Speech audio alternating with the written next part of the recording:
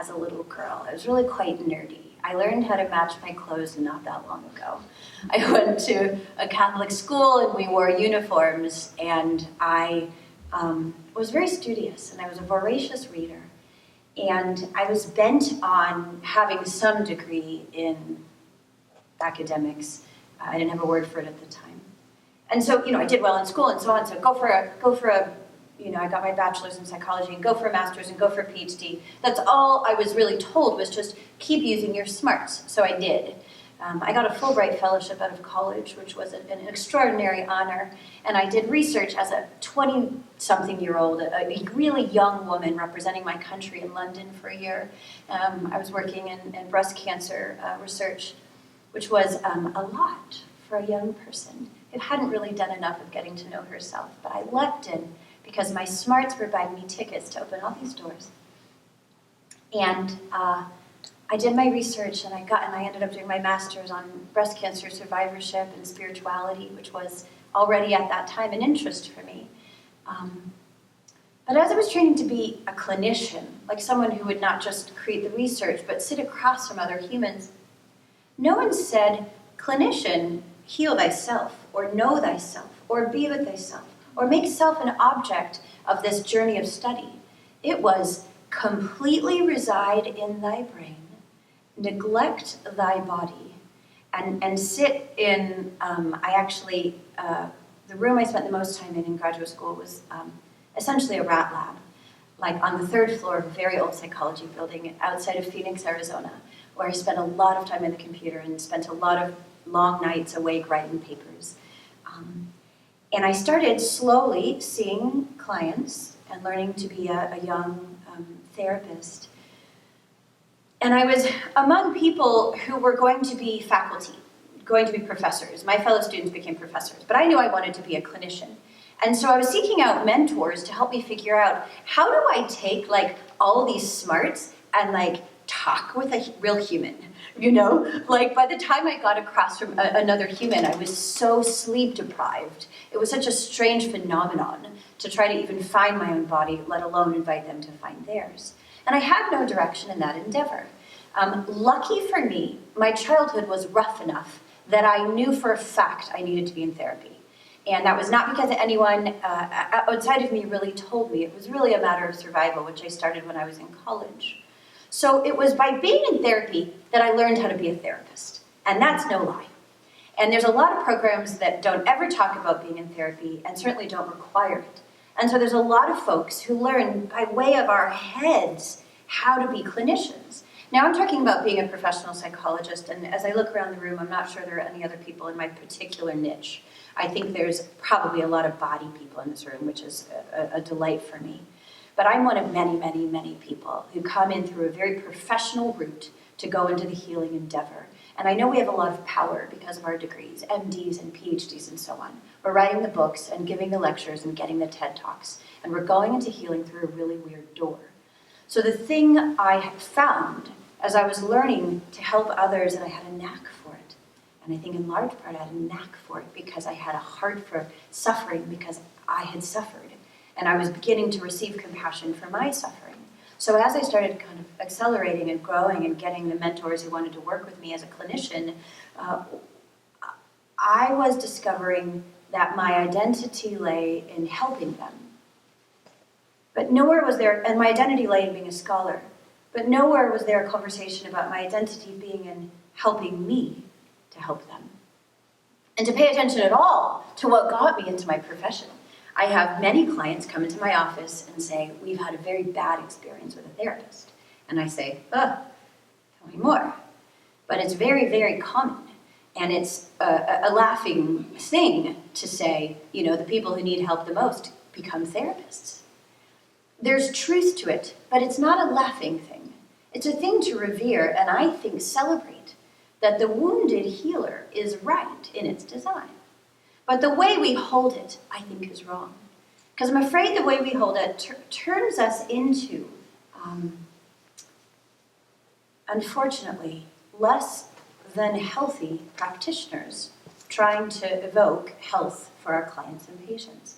If I hold the wounds that got me into my profession as bad, something to hide, because no one ever said, so how'd you want to become a psychologist? Oh, because my dad was crazy. How'd you want to become a psychologist? I knew loss and the finiteness of mortality early. But these stories were kind of like that thing back there that you write on your essay. I wrote on my essay to apply to graduate school, but no one ever said, lift it up, turn it into a song that you would proclaim with gratitude as the crack through which your light comes through. So I ended up telling a story that was discontinuous. There were the things that happened back there in the shadows, and then there was the academic who was learning to be Dr. Tartaro. I remember hearing a lecture sometime after I got my degree about continuity being one of the main predictors of health in adulthood. So continuity of life story specifically. I can tell a continuous story. Well, this happened, and this happened, and this happened, and this happened. But for me, this happened, well, I don't really want to talk about that, so we're going to just blot that out. There's a big mute, right? There's a big gap, right? And then I picked up somewhere in college. So the discontinuity is trauma. And that's a heavy word and a thick word, and it's also really an important word. Because it's the word of the kind of going to sleep, or the silencing, or the freezing. It's the interrupting of the through line of the life force. So the wounded healer, as instead of revered, hidden, becomes the pathology. Becomes a pathology. Let's see if I have it on this slide. Where we cannot mythologize, we pathologize. So there's a great book that is part of the curriculum for my program, and it's called The Search for the Beloved. And it's about sacred psychology and mythology. And she said, where we cannot mythologize, it's by Jean Houston, Dr. Jean Houston, we pathologize. So my experience with the story of the wounded healer is that we've gotten pathologized. What led us into our profession, rather than being revered, is separated. And my concern is that we're walking around hiding. So I'm going to say a lot more about what I think the hiding does to the endeavor of healing. But that's the story that I certainly experienced in my profession. I worked with veterans for 3 years, which was an awesome initiation into being a psychologist. My internship, my postdoc, and my first psychology job was with veterans. I call it a trial by fire. I was a young psychologist, and I got good quick, because we were just working with, PTSD like soup. And I worked with homeless, drug-addicted veterans, and I just fell in love with them. Toothless and, barely, having socks and shoes on their feet. And we would sit in these big groups and do meditations and fell in love with them. But it was yet another environment where I was separate from them. I first came in and I said, it's okay for me if my clients call me Jessica. And I was told very quickly, not here. You will be Dr. Tartaro here. And I said, oh, okay, I'll do what you say. It became a term of endearment for a lot of people, but again, that separation. So there was no space for this person, right? I'm a person. I'm not a machine for delivering empirically validated treatments and so on, right? But the hours we worked in that system were extraordinary. It was a long 3 years. I had my sexual revolution at the end of that time, and my job had ended, and I went on to find this intimacy coaching path. But a little bit into it, the VA called me, and they said, we have money again for your position, and we'd like you to come back. And I said, I'm having too much fun. I found, a way to do healing that isn't so heavy and so through suffering. I loved those years, but it was yet again a space where I found the wounded healer was continuing to essentially perpetuate the wound. So I've listed here some of the symptoms. In my experience, these may or may not be true for you. These have been true for me. Isolation. There's no place for play. I'm working all day. I'm barely recovering on the weekends. Burnout, loss of joy, compassion, fatigue. Right? There's all these care for the caregivers workshops, and I went to them, and I ended up helping to teach them because they really are great, but it's still within the same system, right? Learn to meditate and get a massage and take up a hobby, but I'm still within the same paradigm. Addiction, rampant. rampant in my field, and addiction doesn't just look like drugs and alcohol, right? Just let me have a checkout. You would be shocked how many healers I know who go home and drink. I mean, it is so common. And lessening of the quality of our care, ultimately. If I'm not well, I'm not coming at you with aliveness. Okay. So this may or may not be your experience, but it had been mine.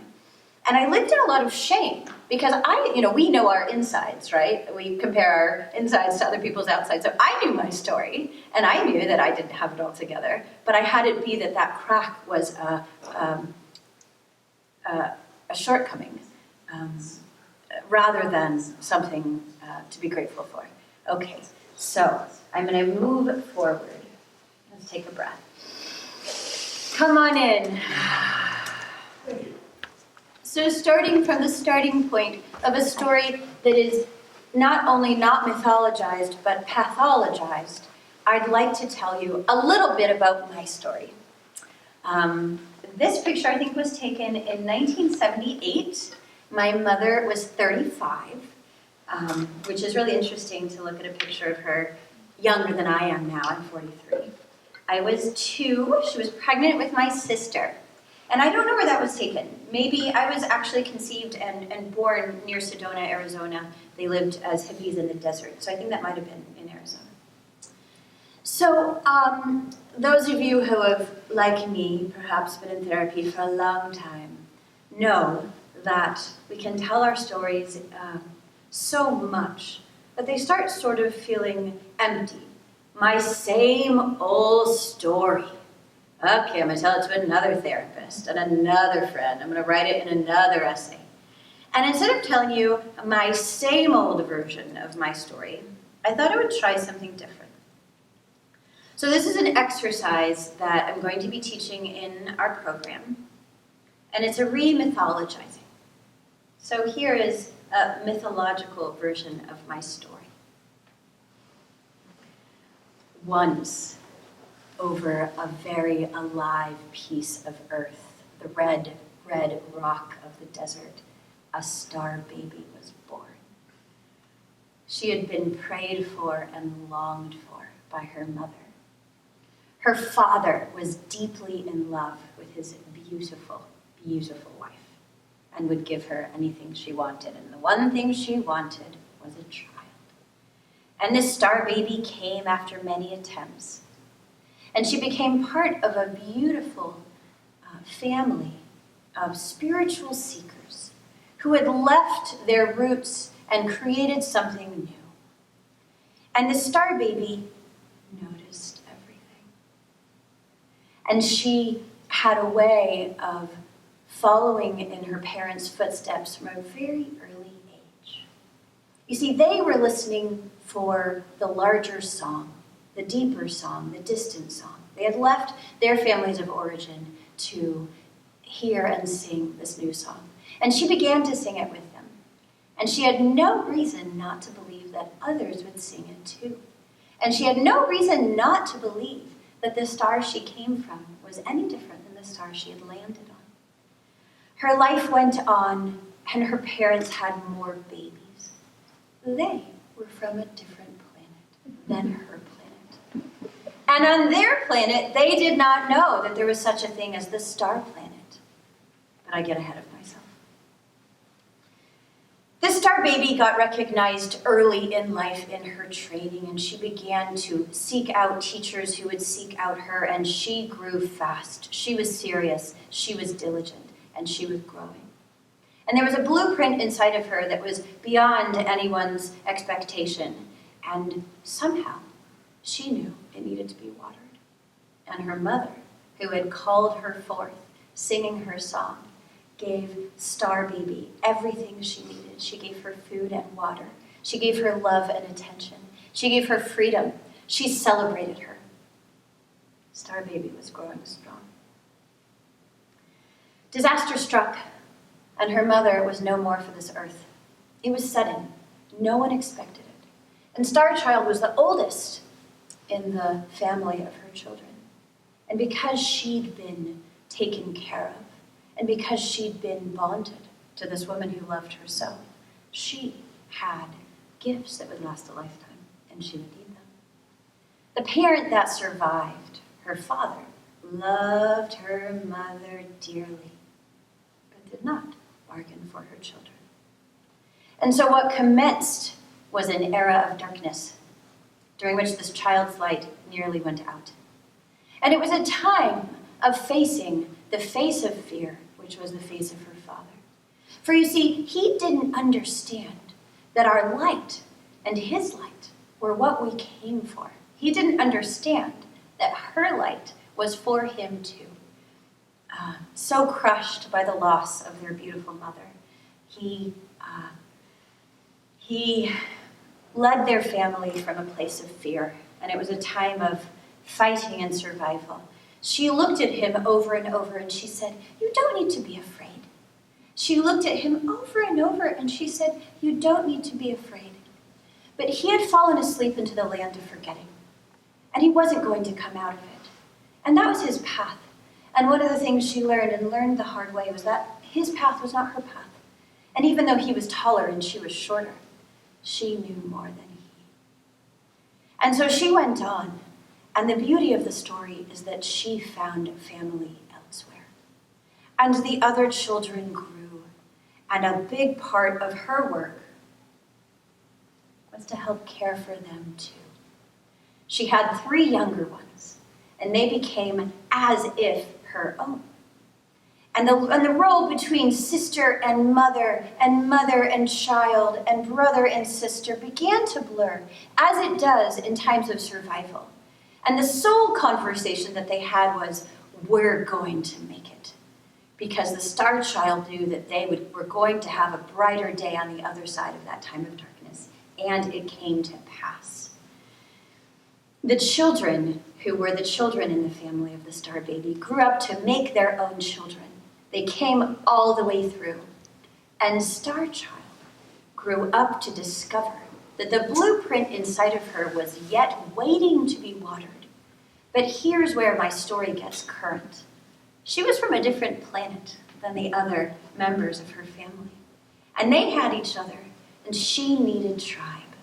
And so she was on a quest, and she found herself traveling overseas to the land of the Brits, and she found herself traveling to the east coast and the west coast of this landmass. And one bright year, she found herself dancing in an area known as the Pacific Northwest. And it's so green in the emerald forest of this land. And she found herself dancing, and she looked around, and she noticed other star babies. And she said, "You shine like me, and you dance like me. And you have cracks in your vessels that look like mine. Shall we dance together?" And Star Baby began to discover that instead of being alone, she could bring that blueprint into realization together with others. And so, my friends, this is a picture of my siblings from, let's see, the mid-'80s. My mother died in 1988. My youngest brother was probably 5 in that picture. She would die the year after this was taken. And they are alive and thriving. And they each have 3 children, which sometimes I call my grandbabies, because that's how they feel to me. And we're very close in a way. They don't really know me, and they don't really understand me. And it, luckily, doesn't stop us from loving each other. My closest bond is with their children, who I believe I speak more their language than their parents' language. I'll close my story with a brief, I forgot to bring one picture, but a brief story that there was a letter that my niece wrote me this weekend, and my brother sent me a video of her reading it. So the Star Baby has not had her own babies, and she still might, but her lineage lives on, and through, it seems, the children of her children, her siblings, her would-be children. And my niece wrote, "Dear Aunt Jess, happy Thanksgiving. You are the nicest in our family. Everyone else may be nice, but you are definitely the nicest. I am sending you love all the way to you in Washington. Love, Lola." And Star Baby is still speaking a Star Baby language with other new Star Babies in the family, as she is also dancing with tribe mates that she has found in the Emerald Forest of the Pacific Northwest. And that is a new mythology of my story.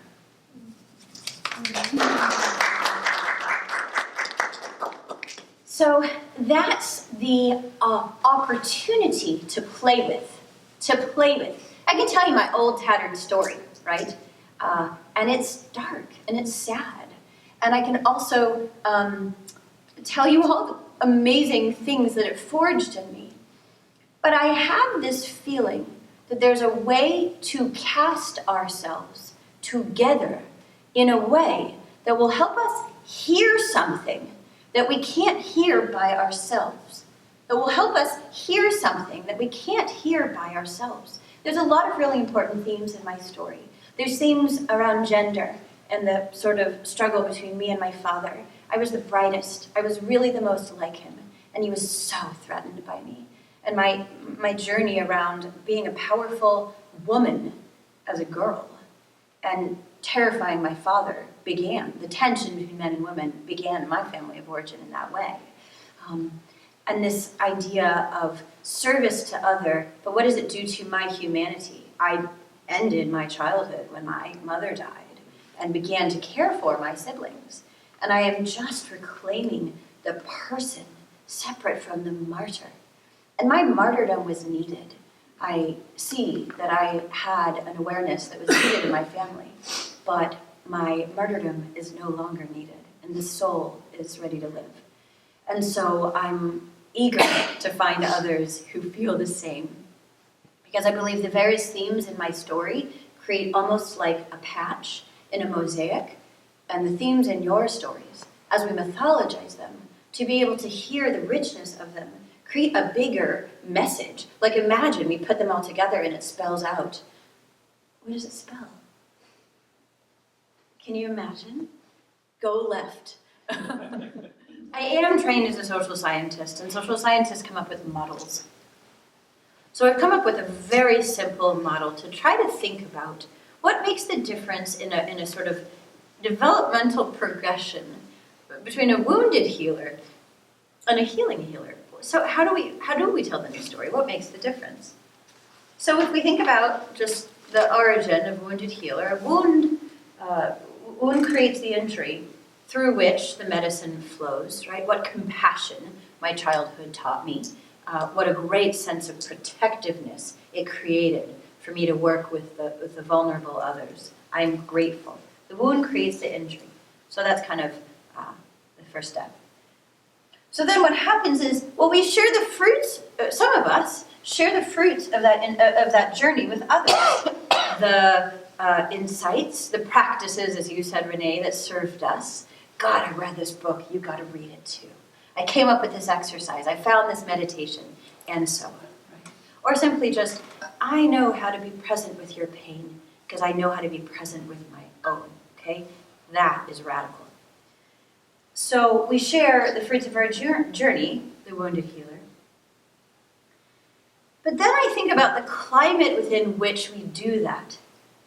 And for me, up until not that long ago, it was a climate of a fair amount of stress and lack of support, and lack of frameworks to understand me. Because I don't look like a traditional psychologist, but I'm not a hippie healer either. I'm somewhere in the middle. There was a lot of feeling of shame. And so lacking tribe, someone said tribe, and lacking more support, I think one direction that this model can take us is we perpetuate the wound. The wound actually widens. Now there's the good version of that where the wound widens for more medicine to come through. But I think that's only in the presence of a certain amount of support. There's that being broken over and over that I don't believe is in service. And I can certainly say that's happened for me. And my concern is that when we come in with beautiful medicine to offer, something really quite brilliant, but we're doing it from a really pathological place where we're actually getting less and less healthy, not more. But I think we're forwarding disease, not health. I think that what's happening underneath maybe what's bright and shiny is that when I'm telling you one thing, but walking a different walk, when I'm talking one way but walking another way, when I'm really out of congruence, what's happening is that I'm basically saying animal body to my clients, my students, and so on, is don't pay attention to the original voice in you. What I'm transmitting is static. If you think about, it's not the words we say, it's, is my body feeling in alignment? Is there congruence, right? This is, I think I can say this to this room. I teach this when I teach authentic relating, how to teach the games I lead. There's information-based teaching, but then there's transmission-based teaching. And I imagine you know that feeling of being in the presence of someone with whom you feel more at ease as yourself. That's a transmission.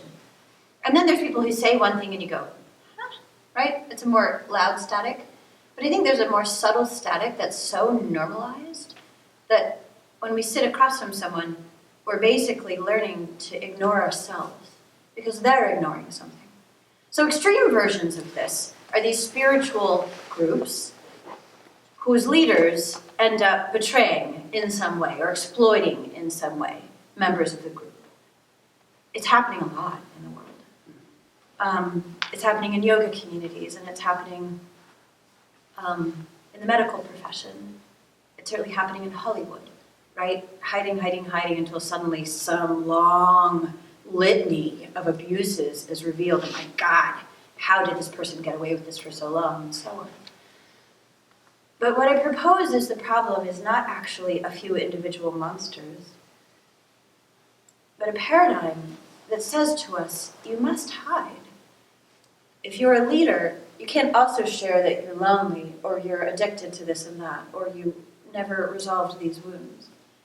And what happens is there's a separating, right? A discontinuity. And the thing we separate from, anyone who does healing work knows this, gets stronger. It goes into our shadow and becomes our saboteur and will run us. So this is, I fear, what is getting hold is a perpetuating of wounding.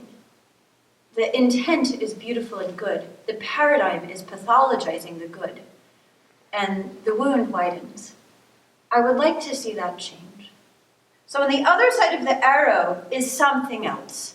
Is this alternative that I feel fortunate enough to have found and encountered and want to share and encounter more with you, which is where the wound has the opportunity to heal. It's not that I can undo everything that happened. I can't. I will always have those memories and the lessons. But in a place where I can say to you, there's nothing wrong with me, and I'm a survivor of abuse. There's nothing wrong with me, and I highly compensated as a young child to protect others and denied my own childhood. There's nothing wrong with me. There's everything right with me. Because we all have variations on the same story. And how grateful I am that I accelerated my spiritual growth at such a young age. Anyone read Rumi in the room? Anyone a fan of Rumi? The whole story about Rumi is, thank you, God, for ruining me so I could be closer to you. Thank you for cracking my vessel open so that I could widen so you could come through. He's insane, right? And awesome. And that's the whole message of Rumi's mythology. And so when we can do that and do that together, I believe what becomes possible is our transmission becomes so potent. And I say to you, whoever you are, my student, my community member, my client, I say to you, we are the same. I'm not better than you. I am not evolved any more than you are. I'm human, living a human existence that I can celebrate. I make no apology for me. I believe what happens to our clients at that time is they wake up too and go, there's nothing wrong with me either. And then what happens is we proliferate healers, not proliferate disease or wounding. I'm very excited about this possibility, and I came up with this quote, and every so often I say shit that I'm like, that is good. This is one of them. When the leaders become human, the humans become leaders.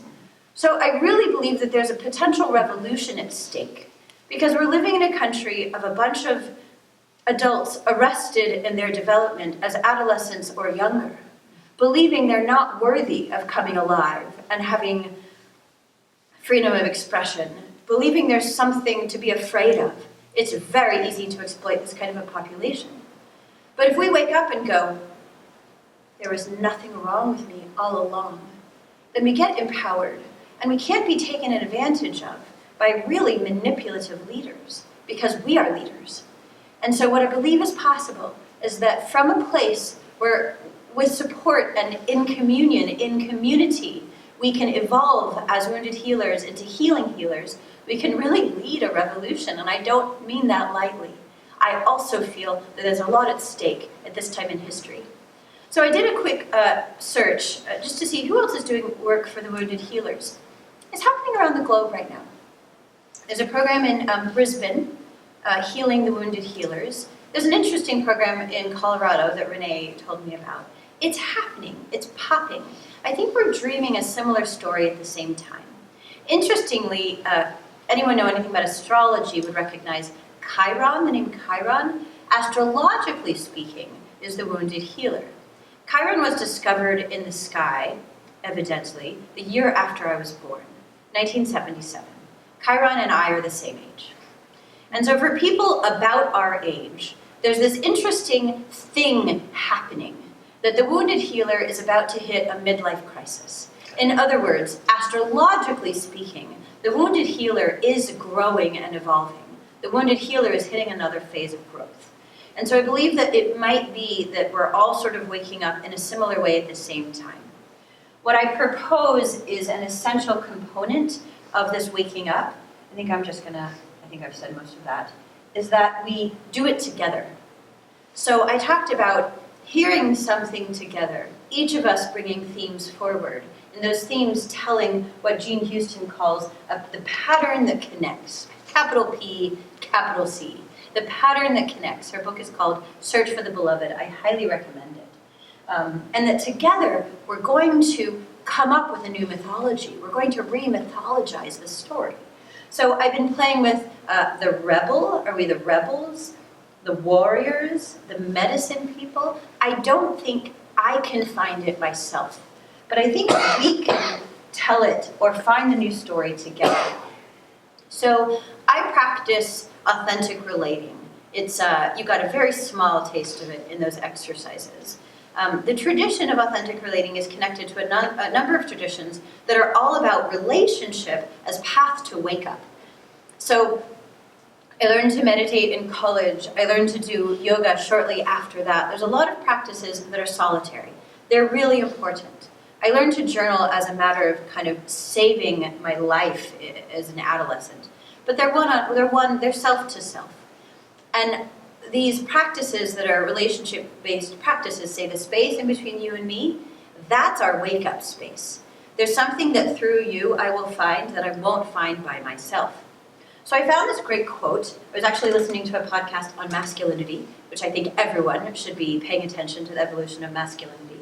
So there's a psychosexual therapist, Mike Lusada, who said this: relationship is the alchemical crucible in which all of our buttons are going to be pushed, all of our vulnerabilities are going to show up, and all of our greatest strengths and potentials can manifest.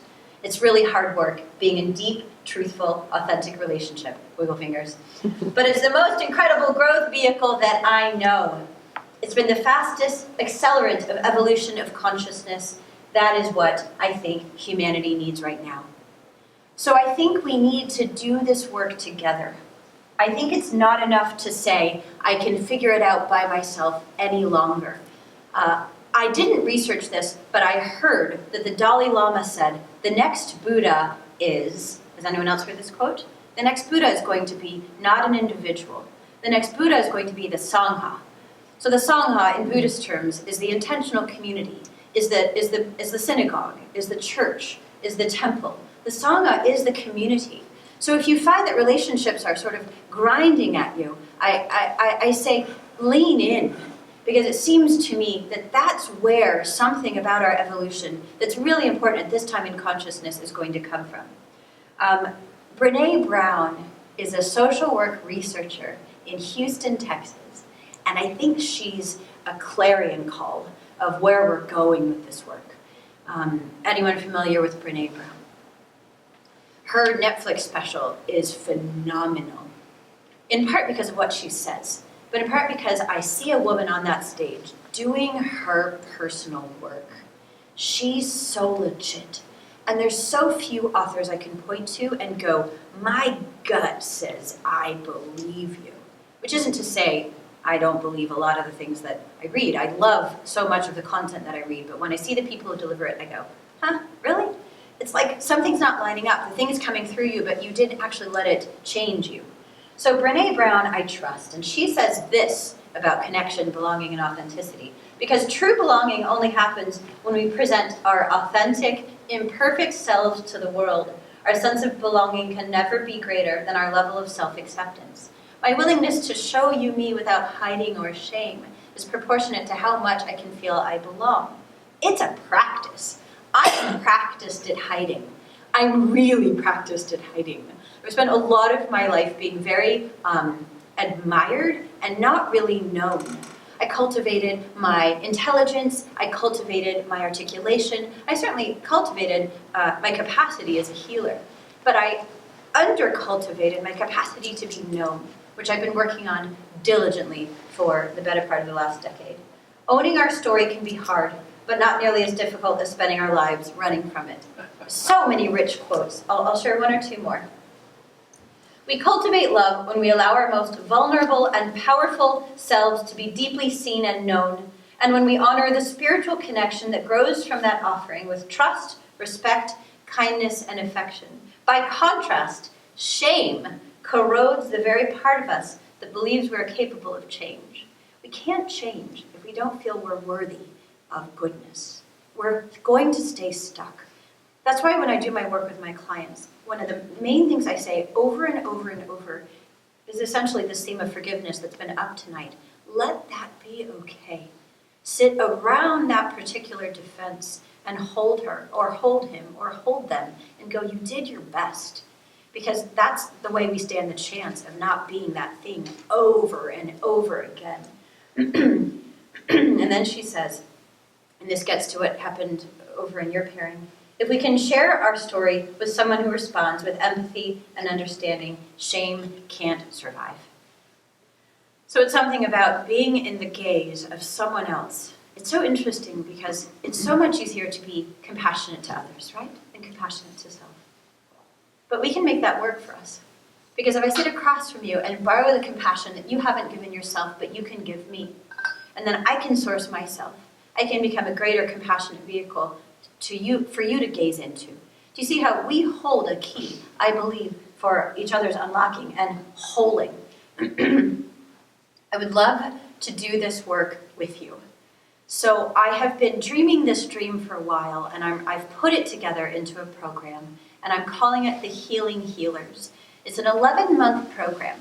I've done a lot of trainings. I got a PhD, but it just wasn't enough. And I got a coaching certification, and it wasn't enough. And I went to be an authentic relating teacher and a yoga teacher. I actually trained as a yoga teacher. But, most of these trainings are a cram it in kind of training.